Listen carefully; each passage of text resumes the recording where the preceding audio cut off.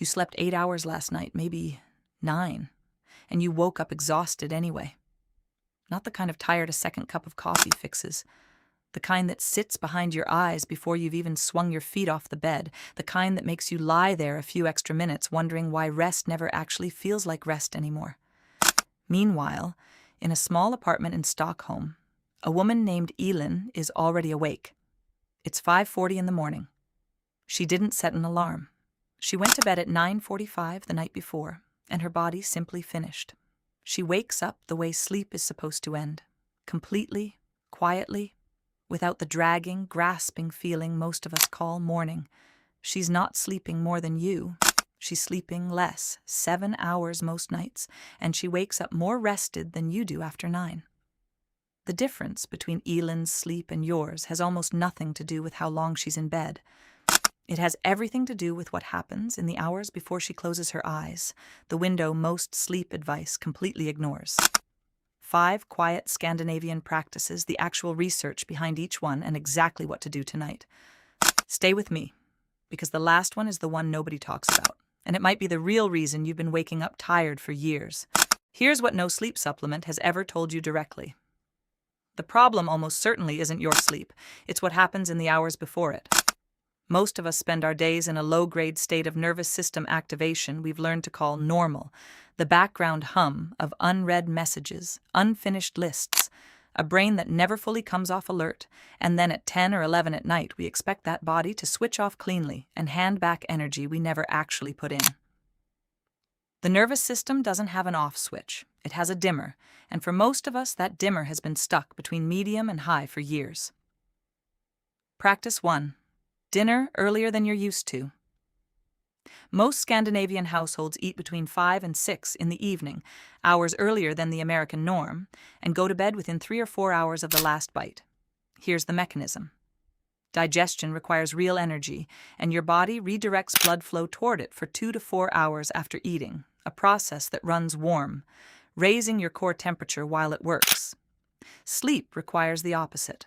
For your brain to reach the deep, slow-wave stages where actual restoration happens, where memory consolidates, where the brain clears the waste that built up during the day, your core temperature needs to drop.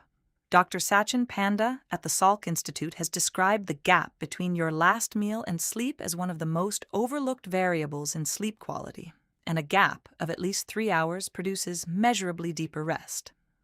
In Sweden, this isn't a hack. It's simply when dinner happens. Practice 2.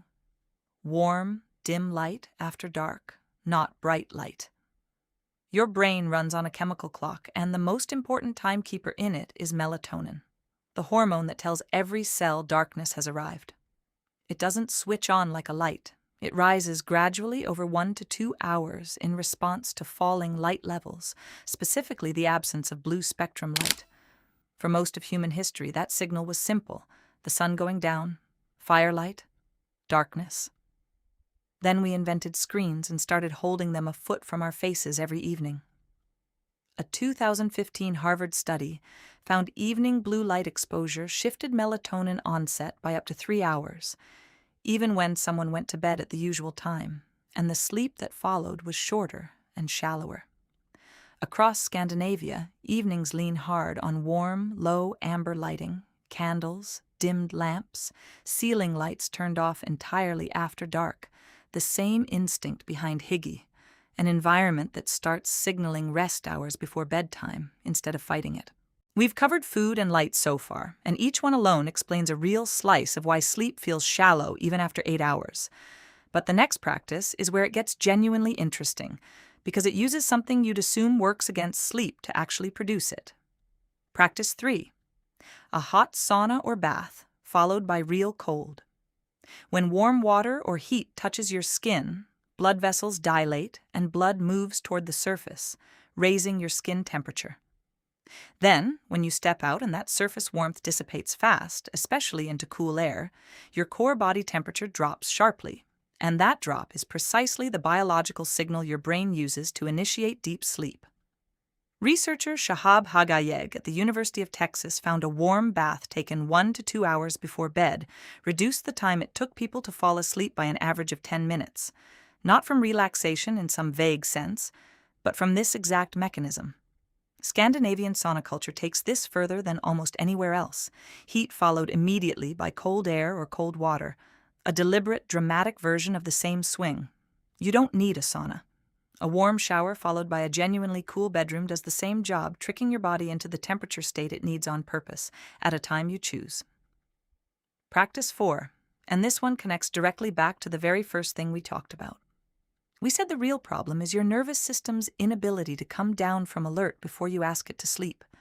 Your body needs a signal that the day is over, not a suggestion, a signal. Something physical, repeated, predictable, that the nervous system learns to recognize as the cue to begin its descent. Most of us have no such signal. We work until we're tired, scroll until we're heavy, and fall into bed, hoping exhaustion does the job preparation was supposed to do. It produces sleep, but not good sleep. For Elin, that signal is 3 things every night, without exception. She makes a cup of tea and drinks it slowly at the kitchen table with nothing in front of her. She writes 2 sentences in a small notebook, one moment from the day she doesn't want to forget, and she lays out everything she needs for the morning, so tomorrow's version of her doesn't start the day already solving problems. 20 minutes, the same order, every night. Consistency in pre-sleep behavior trains the nervous system to treat those actions as a conditioned cue, the way a familiar scent triggers a memory before you've had time to think.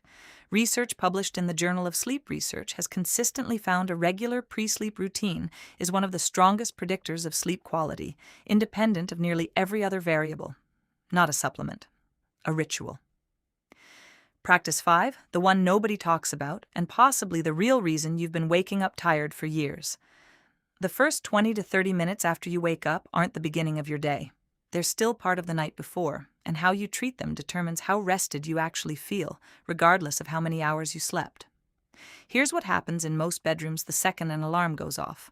The phone charging by the pillow gets picked up, notifications from overnight get scrolled through before a single foot touches the floor, and the nervous system gets handed a list of things to react to before the brain has even finished waking up. Neuroscientists studying sleep inertia, the transitional state the brain moves through right after waking, have found the quality of that transition affects mood and energy for the rest of the day. Interrupt it, and the brain never fully completes it. Elin doesn't check her phone for the first 30 minutes after she wakes. Not as a rule she forces, because that window is the most valuable 30 minutes of her day. Quiet, hers, before the world arrives to claim it. With how little natural daylight Scandinavia gets for months at a time, a lot of Nordic households also treat that early window as the moment to actually get real light, standing by a window or stepping outside, which does double duty, protecting the transition and setting the body's clock for the day ahead, both at once. So here's what happens when you put all 5 of these together. Not as a program to track and feel guilty about missing, just as 5 small shifts. You eat earlier, so your body's temperature is free to drop when you ask it to sleep. You dim the light around you, so your chemical clock isn't running hours behind. You use heat and cold on purpose, giving your body the exact signal it needs to go deep instead of hovering in the shallow end all night. You build a small, consistent ritual, so your nervous system has something to follow into rest instead of waiting for exhaustion to push it there. And you protect the first half hour of your morning, so the sleep you did get is actually allowed to finish. None of this takes more time than the scrolling you're already doing. None of it costs anything. It just asks you to treat rest as preparation for tomorrow instead of recovery from today. So, before you close this, actually think about it rather than scrolling past. Which of these 5 is your evening most missing right now? Is it the meal timing? Eating right up until bedtime and wondering why sleep feels shallow? Is it the light, a screen in your face, until midnight?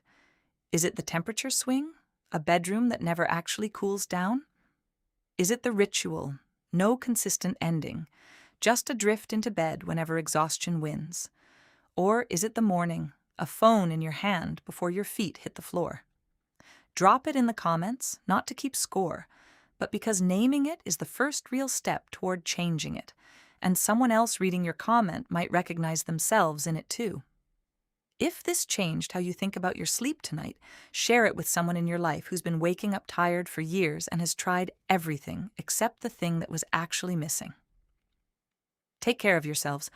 I'll see you in the next one.